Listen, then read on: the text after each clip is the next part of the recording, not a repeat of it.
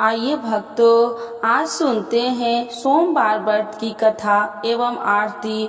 तो एक बार बोलिए प्रेम से शिव जी की जय, माता पार्वती की जय। समय की बात है, किसी नगर में एक साहूकार रहता था। उसके घर में धन की कोई कमी नहीं थी, लेकिन उसकी कोई संतान नहीं थी। इस कारण वह बहुत दुखी था। पुत्र प्राप्ति के लिए वह प्रत्येक सोमवार को व्रत रखता और पूरी श्रद्धा के साथ शिव मंदिर जाकर भगवान शिव और माता पार्वती जी की पूजा करता था। उसकी भक्ति देखकर एक दिन माँ पार्वती प्रसन्न हो गई और भगवान शिव से उस साहूकार की मनोकामना पूर्ण करने का आग्रह किया। पार्वती जी की इच्छा सुनकर भगवान शिव ने कहा कि हे पार्वती, इस संसार में हर प्राणी को उसके कर्मों का फल मिलता है और जिसके भाग्य में जो हो उसे भोगना ही पड़ता है।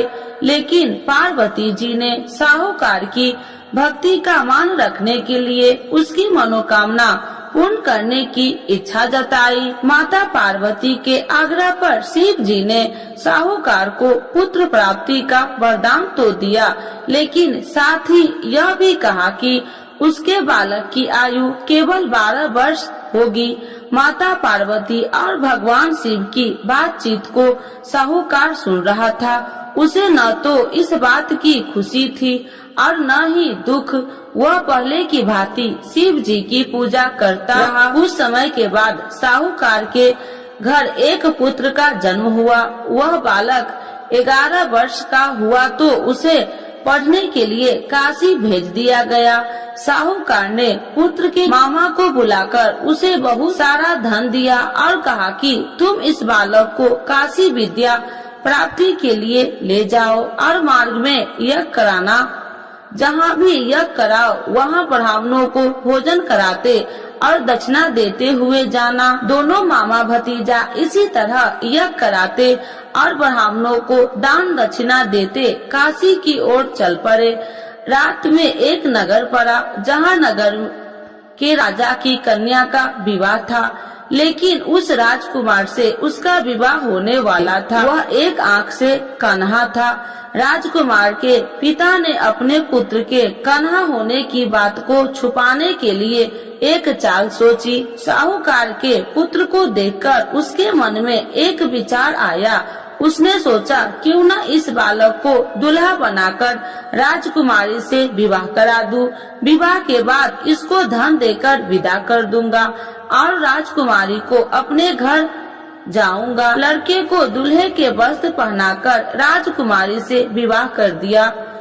लेकिन साहूकार का पुत्र ईमानदार था। उसे यह बात अन्याय संगत नहीं लगी। उसने अवसर पाकर राजकुमारी की चुनरी के पल्ले पर लिखा कि तुम्हारा विवाह तो मेरे साथ हुआ है, लेकिन जिस राजकुमार के संग तुम्हें भेजा जाएगा वह एक आंख से कन्हा है।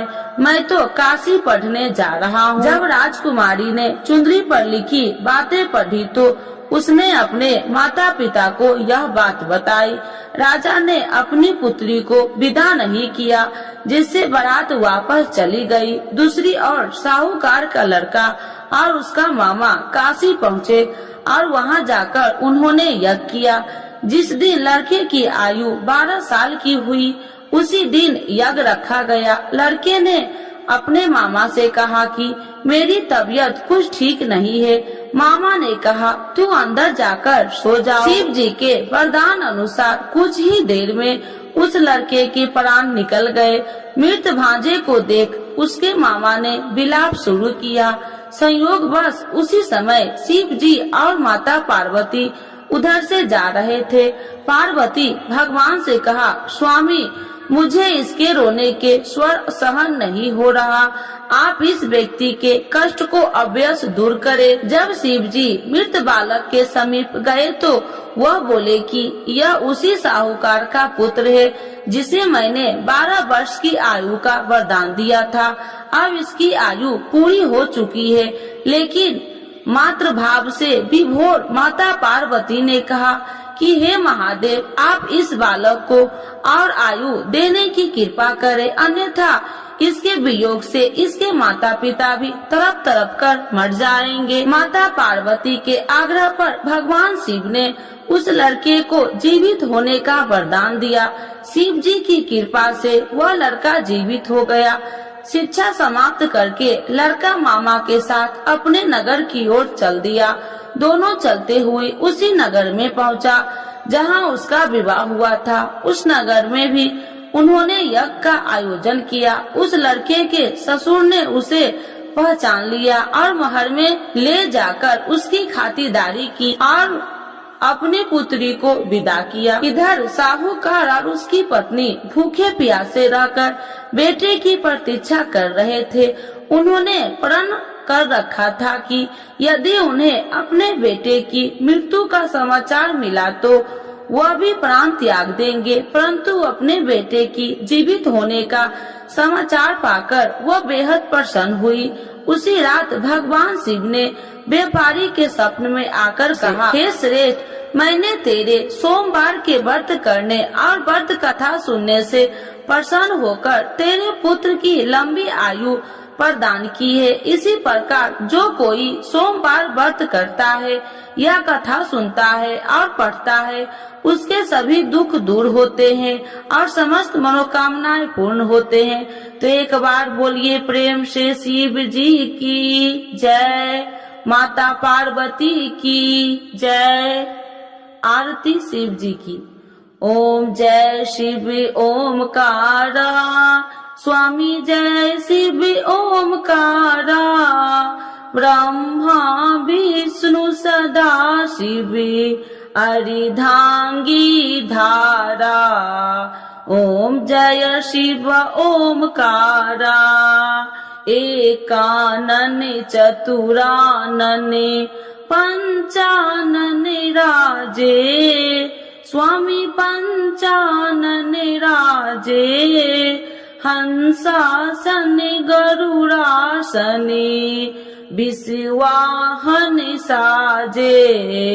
ओम जय शिव ओमकारा, दो भुज चार चतुर भुज, दस भुज अति सोहे, स्वामी दस भुज अति सोहे, त्रिगुणी रूपिणी रखिते, तिरुबनि जन मोहे। ओम जय शिव ओमकारा, अच्छी माला बनि माला, मुंडी माला धारी, स्वामी मुंडी माला धारी, त्रिपुरारी कंसारी, करी माला धारी।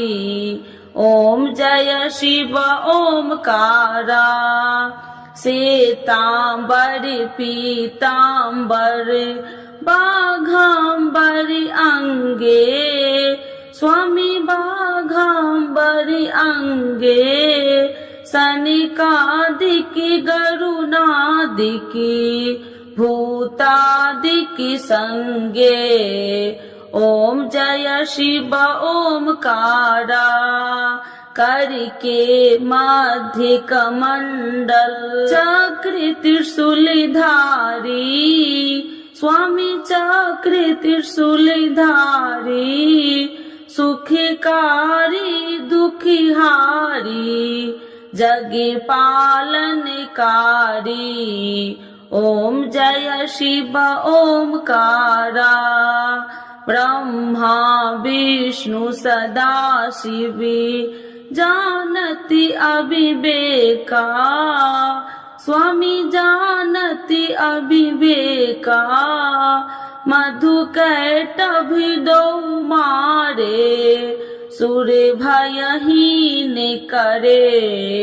ओम जय शिव ओमकारा, लक्ष्मी व सावित्री पार्वती संगा, स्वामी पार्वती संगा, पार्वती अर्धंगी, शिव लहरी गंगा।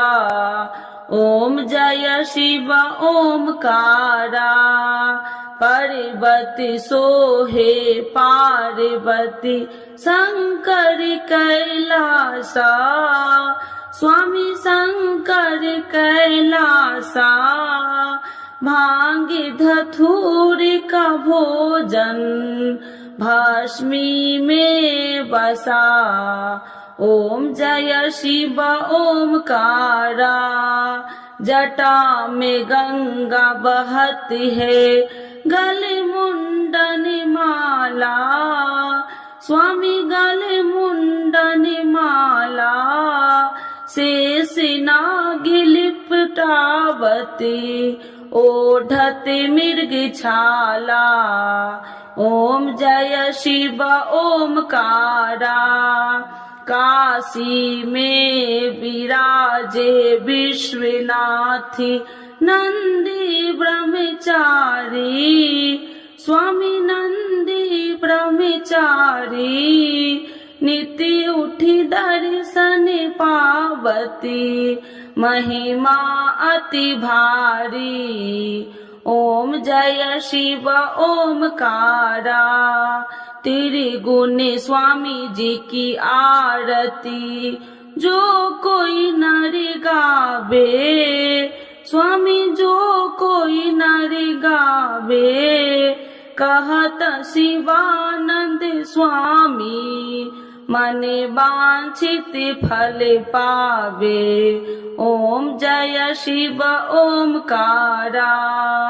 प्रभु हर शिव ओमकारा।